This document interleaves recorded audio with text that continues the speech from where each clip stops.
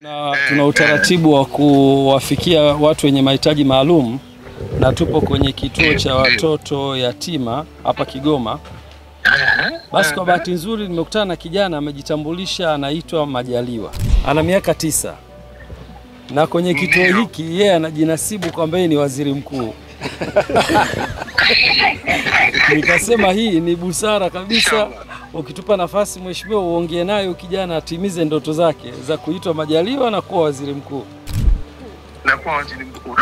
Jambo jema kabisa. Haya, msaidie mheshimiwa. Jambo, shikamo. Marhaba, jambo Si jambo. Sasa wewe Majaliwa waziri mkuu wa kituo hicho. Na mimi nitakuja Kigoma. Asante. Asante. Nikija Kigoma na kuja moja kwa moja mpaka Sanganyigwa. Asante sana.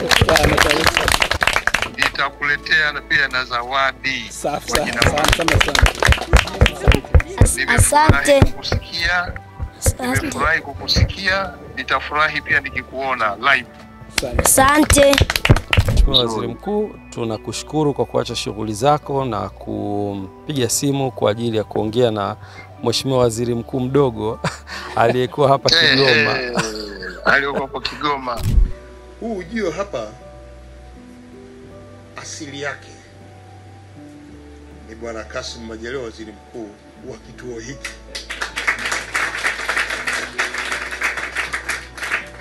ambaye nilipata nafasi ya kuzungumza naye kwa simu. Ilikuwaje nikapata simu na sauti yake? Timu yetu maarufu nchini, Dar Young Africa, ilipokuja mkoani Kigoma kucheza na timu yenu ya Mashujaa, waliendeleza utamaduni wao wa kutembelea kwenye vituo vya watoto yatima, na rais wa Yanga Bwana Hersi alipokuja hapa akaambiwa kwenye watoto hawa kuna mmoja anaitwa Kassim Majaliwa, waziri mkuu, na hiyo waziri mkuu wa kituo hiki. Akapenda sana kumuona na akamuona, naye akathibitisha kwa kurudia kutamka hilo jina. Sasa Engineer Hersi anamjua Kassim Majaliwa mwingine waziri mkuu yuko huko Dodoma, akafanya jitihada za kutuunganisha na nikapata nafasi ya kuzungumza naye kwa simu.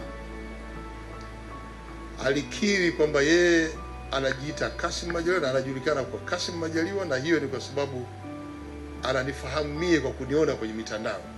Aliposema ananifahamu kwa kuniona kwenye mitandao, nikasema nitakapokuja siku yoyote Kigoma lazima nije kituoni, nije tuonane na wewe.